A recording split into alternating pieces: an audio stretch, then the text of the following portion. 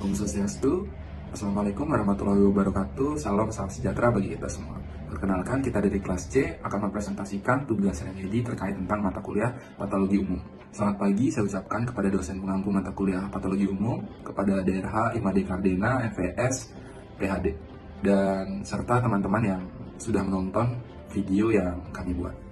Baik, sebelum lanjut kepada materi, izinkan saya untuk memperkenalkan anggota kelompok saya. Yang pertama itu ada Ibu Turaiwira Smaranata dengan 3 digit NIM terakhir 130. Kemudian ada saya sendiri, Igede Wisnu Laksana Wibawa dengan 3 digit NIM terakhir 144. Baik, untuk materi yang pertama akan dijelaskan oleh teman saya, Wira. Untuk layar dan waktu, dipersilakan. Terima kasih. Om Swastiastu. Baik, terima kasih atas waktunya Wisnu.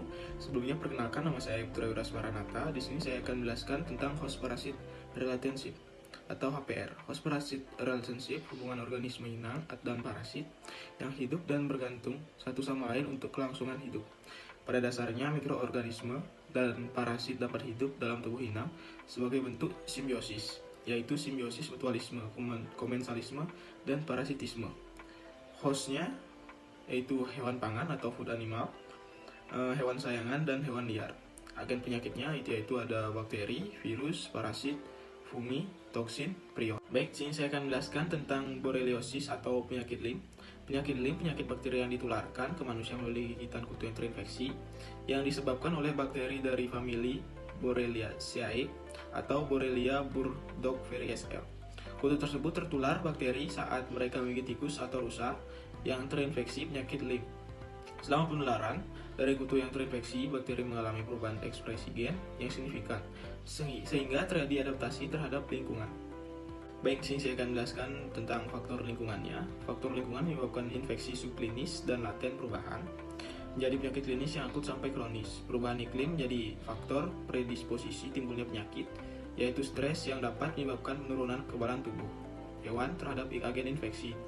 Penyakit Lyme dapat bersifat akut maupun kronis, tergantung pada tahap keparahan infeksi.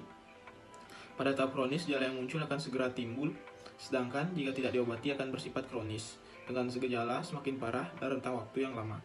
Baik, selanjutnya akan dijelaskan oleh rekan saya Wisnu. Layar dan waktu dipersilakan. Terima kasih. Baik, perubahan iklim berdampak bagi HPR, atau dalam kasus ini, kami mengangkat kasus penyakit Lyme. Perubahan iklim dapat menjadi salah satu hal yang dapat berdampak bagi HPR atau host parasit relationship.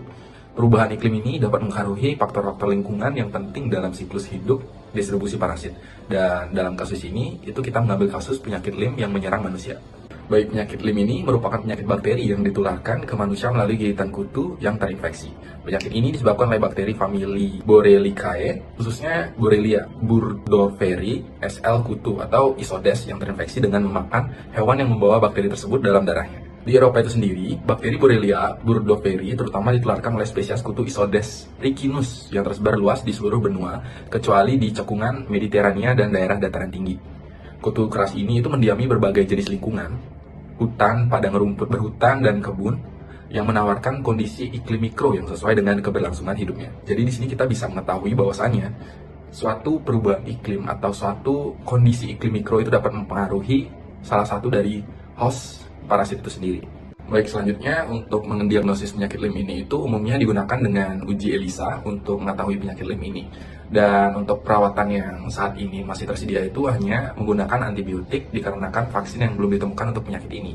Dan untuk pencegahannya itu sendiri itu bisa dilakukan dengan mengantisipasi ketika sedang berkegiatan di luar ruangan dengan cara menggunakan pakaian yang tertutup semua dan menggunakan semprotan anti kutu. Dan ketika kita tergigit oleh kutu itu sendiri, langsung dilepaskan agar mengurangi infeksi dari penyakit Lyme itu sendiri. Baik, terima kasih atas waktunya. Berikut adalah daftar pustaka dari kelompok kami, dan selanjutnya akan dijelaskan oleh teman saya. Layar dan waktu dipersilakan. Terima kasih. Baik, dan berikut tadi merupakan presentasi tugas remedi dari kelompok kami, dan apabila terdapat salah kata